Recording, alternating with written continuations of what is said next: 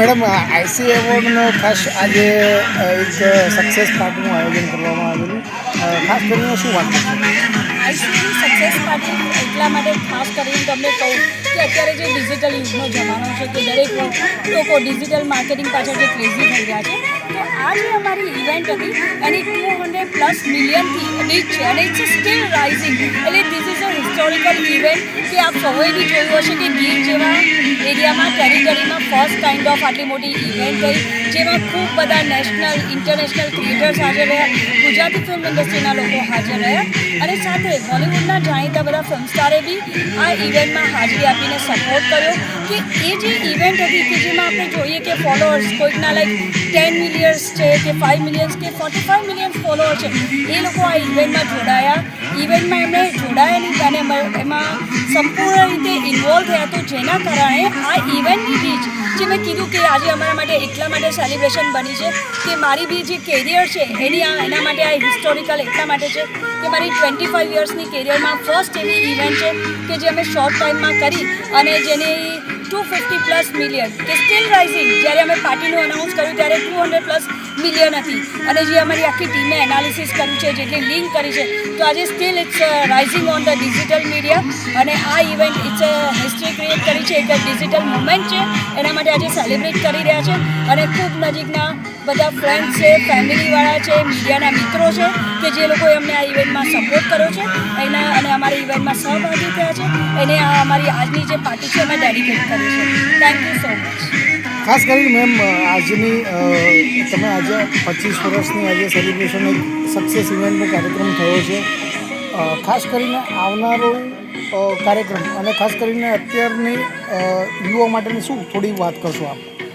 હું ખરેખર જે વાત કરું તો યુવાઓ માટે વાત કરીશ કે ઝેન્ઝીની જે આપણે વાત કરીએ છીએ, તો આ ઇવેન્ટ બેઝિકલી જે આઈપી ક્રિએટ કરી છે મારા સન રિધમ ત્રિવેદી, કે જે ઝેન્ઝીની આપણે વાત કરીએ છીએ કે ઝેન્ઝીની કામ કરવાની સ્ટાઇલ અલગ છે, એમનું આખું સ્ટાઇલ કે ઇવેન્ટને કઈ રીતે માર્કેટિંગ કરવું કે ડિજિટલ પ્લેટફોર્મ સુધી લઈ જવું. અને એઝ ઓન ટુડે જે આજનો જમાનો આપણે જોઈ રહ્યા છીએ કે સોશિયલ મીડિયાના જમાનામાં ડિજિટલ ઇમ્પેક્ટ કેટલું ઇમ્પોર્ટન્ટ છે, તો આ ઇવેન્ટ બી મારા સને જે આઈપી ક્રિએટ કરી છે, ધીસ ઇઝ મેં કીધું કે this is a new impact, new movement કે ડિજિટલ માર્કેટિંગ માટે આ ઇવેન્ટ ખૂબ અમારા માટે સક્સેસફુલ રહી. અને આગામી બી અમે કંઈક આવું નવું પ્લાન કરતા રહીશું કે જે ઝેન્ઝીને કનેક્ટ કરે. કે બેઝિકલી સમટાઈમ્સ એવી ઇવેન્ટ હોય છે, it's not a for mass crowd, it's a for a class, યા સમટાઈમ્સ એવું હોય છે કે માસ ક્રાઉડ ઇવેન્ટ બી હોય છે પણ એની પણ આટલી રીચ નથી હોતી. પણ જે ડિજિટલ ઇમ્પેક્ટ જે પહોંચ્યો છે એ જે આજની ઝેન્ઝી છે કે જે લોકોની કામ કરવાની સ્ટાઇલ છે, એમનું થિંકિંગ પ્રોસેસ છે, તો આજે આ ઇવેન્ટને એક નવી સક્સેસ તરફ લઈ ગઈ છે. મીડિયા માટે 2 શબ્દોમાં તમારે વર્ણન કરવું હોય શું કરશો?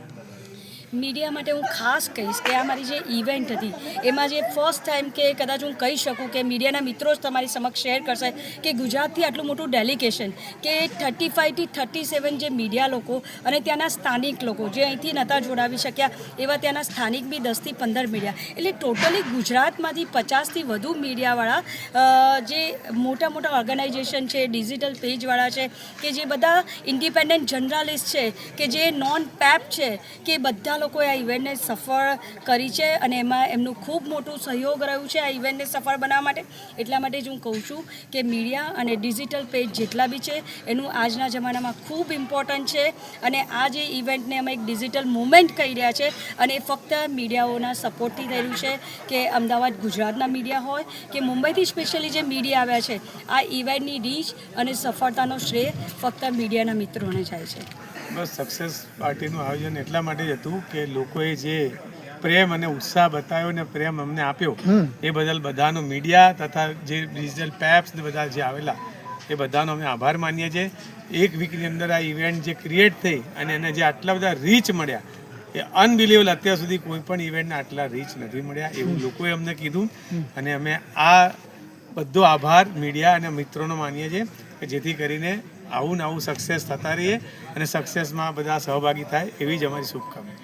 So IC is very close to my heart कि पहले सीजन का इतना अमेजिंग अवार्ड, इतना प्यारा कॉन्सेप्ट कि जहाँ पे इतने सारे सेलिब्रिटीज को लेके, इन्फ्लुएंसर्स को लेके, इतनी बड़ी बड़ी हस्तियों को लेके सब वहाँ पर लेकर गए हम सासनगीर में, और इतना ब्यूटीफुली वहाँ पे सफारी मैनेज हुआ. It was not just a award, it was a overall experience कि हमने उस जगह को एक्सपीरियंस किया, वहाँ का एसेंस को समझा. Along with that, the award night was something else. It was not just something that people are coming, cheering, but everyone was so supportive to each other.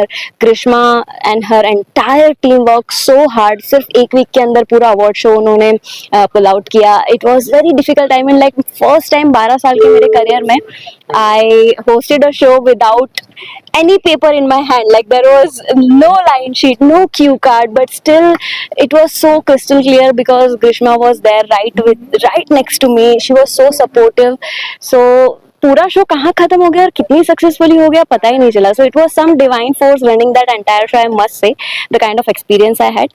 So yeah, the season 1 crossed just 200 million. I wish all the best to the awards for the next season, and I am too excited to be part of that as well. બહુ મજા આવી ભાઈ. એ એવોર્ડમાં જેટલી મજા આવી હતી એટલી જ મજા અને શાંતિ આજે અહીંયા અનુભવી. ખૂબ મજા આવી. એ એવોર્ડ જે આટલો સક્સેસફુલ રહ્યો એની સક્સેસ પાર્ટી રાખી ગ્રીષ્માબેને અને અટલીશભાઈએ. ખરેખર બહુ જ મજા આવી. અને આજનો જે સન્ડે હતો એકદમ સરસ ગયો. મસ્ત ગુજરાતી ખાવાનું ખાધું અને આહા સુંદર સાંજ. હવે નેક્સ્ટ ટાઈમ રાહ જોઈએ છીએ કે જલ્દી મળીએ. યસ. તમારા શબ્દોમાં કંઈક વાત કરવી હોય આપણા તમારા ફ્રેન્ડ્સ મિત્રોને, શું વાત કરો? કંઈ નહીં, બસ જેવો પ્રેમ આપ્યો આવો નવો આપો. આનાથી વધારે આપવો હોય તો આપો, ઓછો ના કરતા. અને આમને આમ ચાલુ રાખો બસ.